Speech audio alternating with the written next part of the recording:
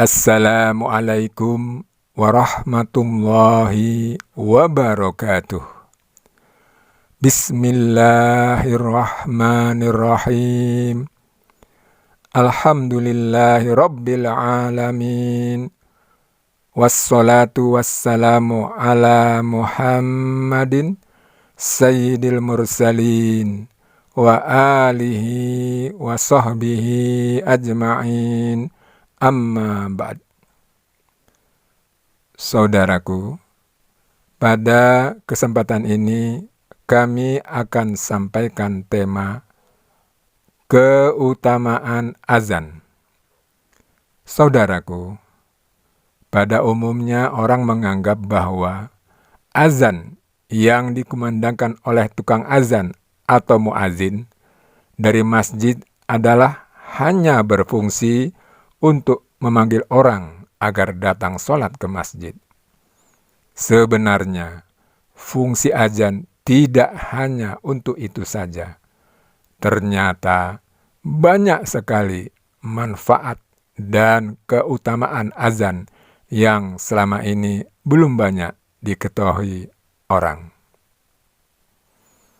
Saudaraku, dalam kitab Riyadhus Shalihin yang dikarang oleh Imam Nawawi, beliau menempatkan hadis-hadis sahih mengenai azan dalam suatu bab khusus dengan judul keutamaan azan.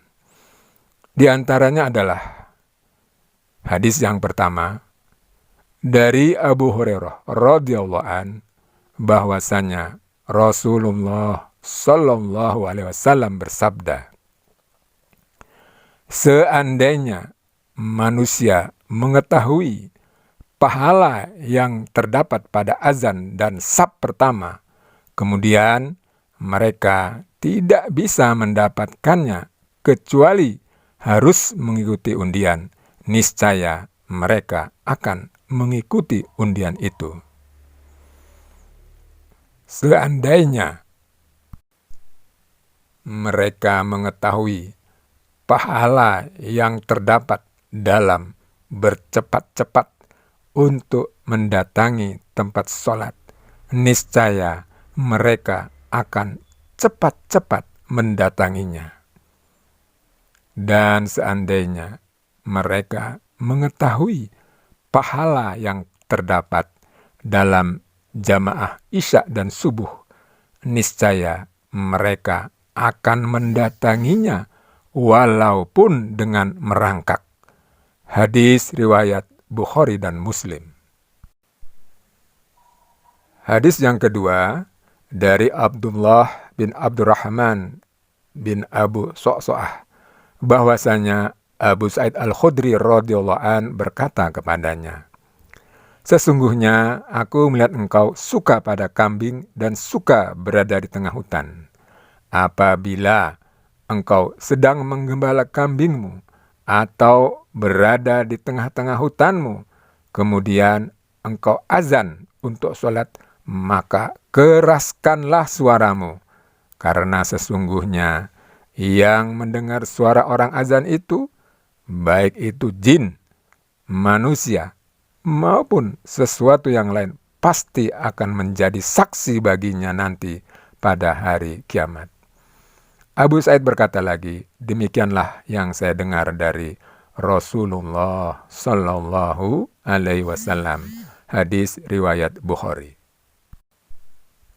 Hadis yang ketiga dari Abu Hurairah radhiyallahu an, Rasulullah sallallahu alaihi wasallam bersabda, apabila terdengar seruan untuk sholat atau azan, maka larilah setan dan ia mengeraskan kentutnya sehingga orang tidak mendengar azan itu. Bila azan itu telah selesai, maka setan datang lagi. Bila terdengar suara iqamah, setan itu lari sampai selesai. Bila iqamah telah selesai, maka setan datang lagi dan mengacau orang sholat, di mana ia berkata, ingatlah ini dan ingatlah itu yang sebelumnya tidak teringat, sehingga seseorang tidak tahu berada pada rakaat yang keberapa dalam sholatnya itu. Hadis riwayat Bukhari dan Muslim. Hadis yang keempat dari Abdullah bin Amr bin Al-As radhiyallahu an, bahwasanya ia mendengar Rasulullah Shallallahu alaihi wasallam bersabda, apabila kamu sekalian mendengar nida atau azan, maka ucapkanlah seperti apa yang diucapkan oleh orang yang azan. Kemudian bacalah salawat atasku, karena sesungguhnya orang yang membacakan salawat atasku 1 kali, maka Allah akan memberikan rahmat kepadanya 10 kali.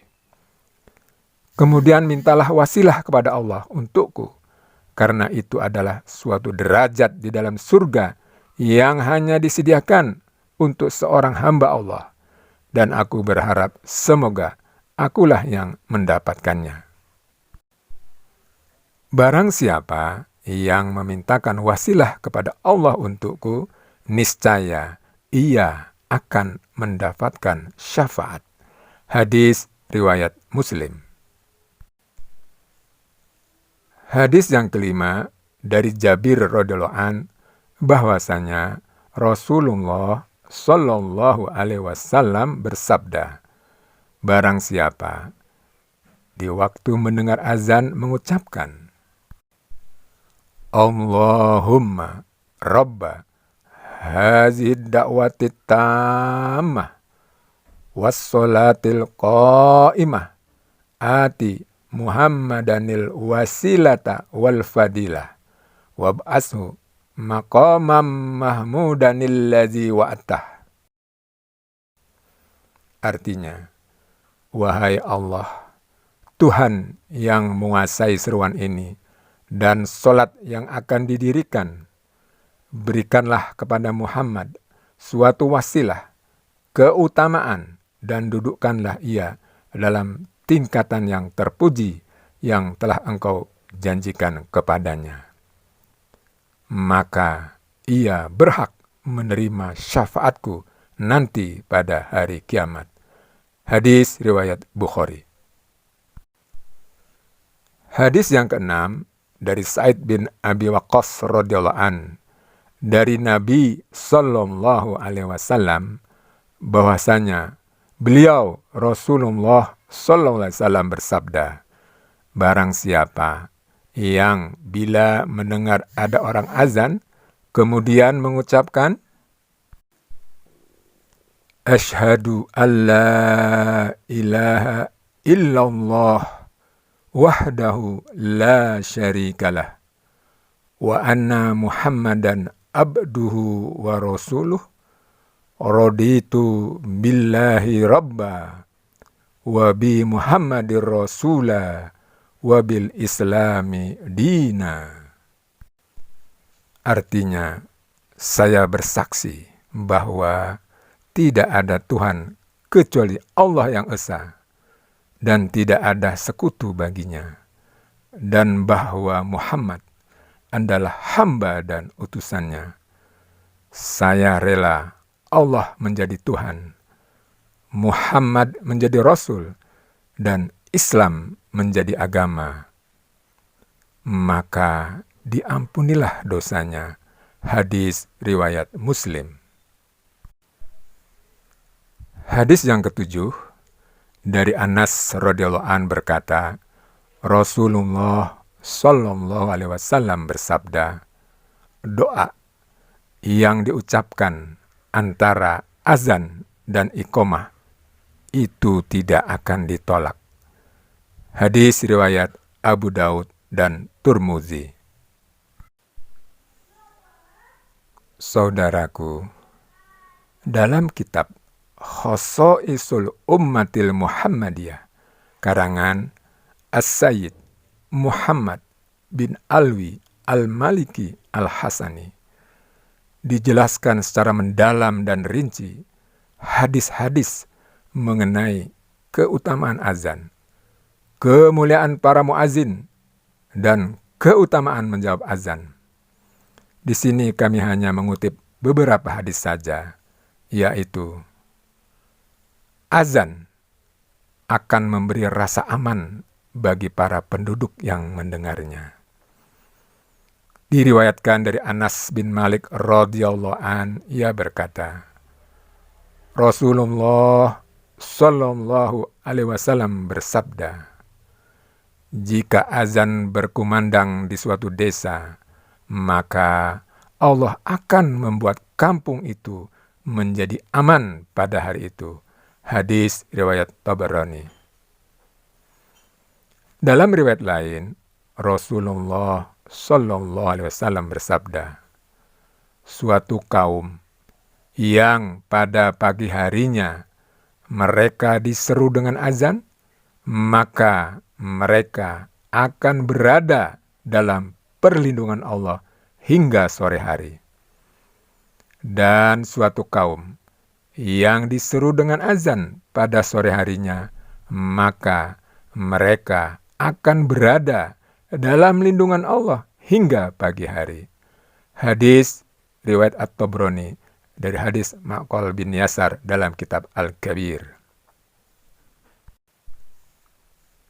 Di antara kemuliaan umat Muhammad Sallallahu Alaihi Wasallam adalah bahwa mereka akan mendapatkan pahala yang besar dan kemuliaan yang tinggi jika mereka menjawab azannya muazin.